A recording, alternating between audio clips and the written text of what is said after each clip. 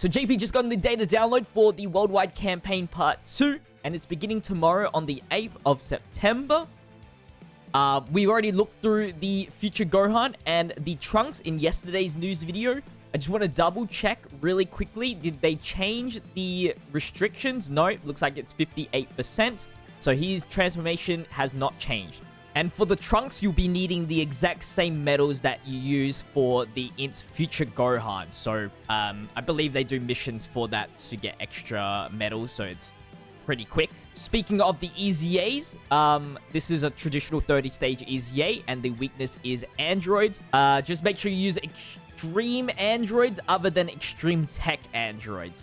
So, AGL, Physical, STR, and INT. You can use those extreme types to do extra damage to him, or just to do damage to him. In today's video, we're going to go through the free-to-play units in here, and what they do. So, let's jump into the STR free-to-play Trunks. Alright, remember, he is probably going to EZA in Part 3. So, right now, he's an Entrusted Wheel category leader for 3 key and 50%. Actually, a very useful leader skill, I'm not going to lie. That category is very weak in terms of providing a good leader skill. So I actually will take that when he EZAs and becomes a 77%.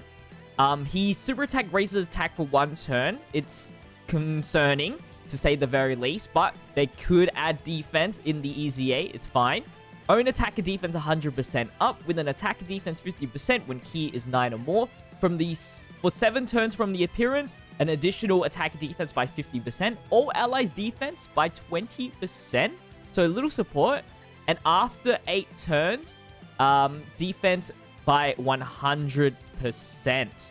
Actually not too bad. Remember, he's still got some stat increases to go. So he's looking actually really good so far. They could still screw him up, I guess, with not enough boost for the EZA. So now let's look at the INT Future Trunks here. He awakens from the SSR version that we farmed up in Part 1, where he's in the Future outfit. Now he's awakened into the Trunks with the Saiyan armor, which is probably why they didn't do any sort of special SA animation for this guy. We'll check out the SA animation because it's got to be good, right?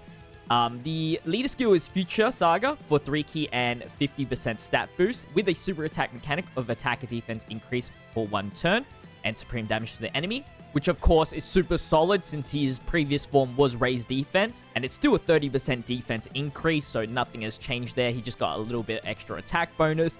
Own key plus 2, attack defense 80% up with an attacker defense plus 20% with each attack performed up to 80%. When there's a Future Saga or Time Traveler category enemy, there's a medium chance for a critical hit to occur. If there's an ally in the Future Saga participating in the attacking turn besides himself, attack defense will increase by 40% when performing a super attack. So, slight little upgrades. Still relies on Future Saga having been on the turn, which is fine. So far is looking very good. He does have an active skill, which is a domain effect. So this is the very first free-to-play domain effect. The domain's effect is attack defense plus 10% for superclass enemies and all allies in the Future Saga category. So this is actually not too bad because unlike the Zamasu, you're versing extreme enemies anyway in red zones. So this is actually a very solid effect. You can consider it as like a late support memory in a way. It can be activated when there is an enemy in the Time Traveler category or activated after the 5th turn from appearance. So before we move on, let's just look at the animations here. Starting off with the active skill. Alright, we have no sound unfortunately, but in this video, I'll be playing the background music for this trunk, so let me know what you guys think. Alright, that's just glitched out.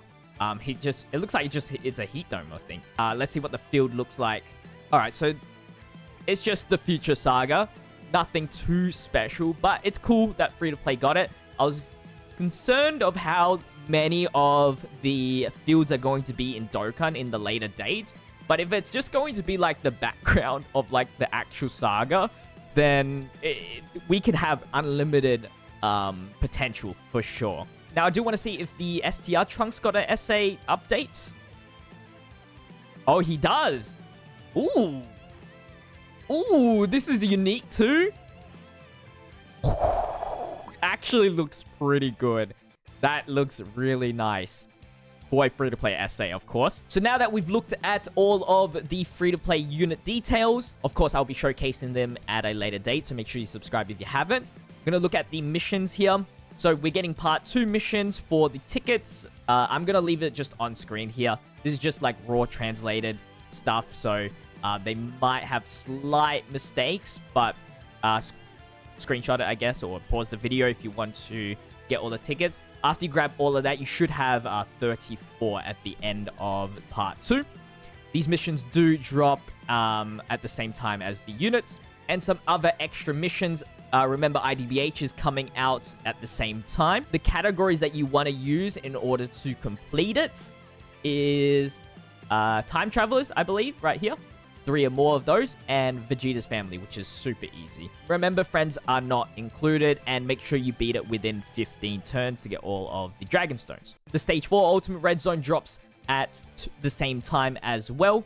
You'll be getting 7 more of those tickets, as well as the Wrath and Mortal Will event. You'll be getting Dragon Stones, no other specific requirements in order to beat it, up to Stage 7. And the EZA for the Gohan is actually releasing a slightly bit later than the rest. So that's going to wrap up the data download for the Worldwide Celebration Part 2 until the Carnival units come out, which is in less than a week. Hope you guys did enjoy today's video. Don't forget to leave a like, comment, and subscribe to the channel with the notification bell on, and I'll see you guys in the next video. Stay healthy, stay safe, stay fizzy. Peace out.